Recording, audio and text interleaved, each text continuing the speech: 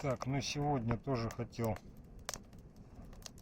у костерка сказать какие-то вещи.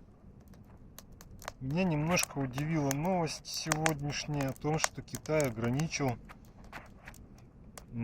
так сказать, поставки беспилотников. То есть какая-то новость. Но я не разбирался в ней, так просто как бы зафиксировалось, что такая новость была.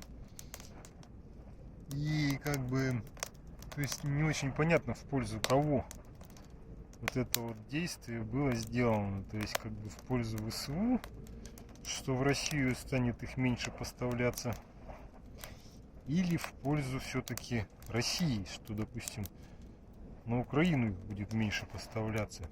То есть как бы вообще про Китай это отдельная тема.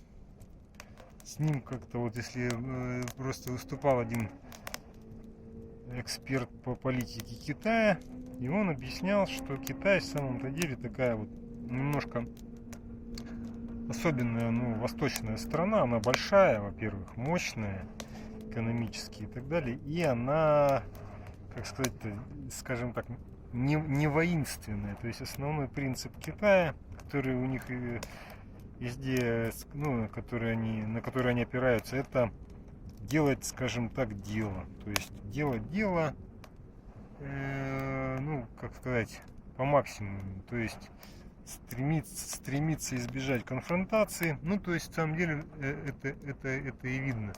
Потому что сейчас происходит с Китаем. То есть, вот у него поэтому такая очень интересная политика. То есть, как бы он вроде бы что-то говорит, но в итоге ничего и не делает. Вот так.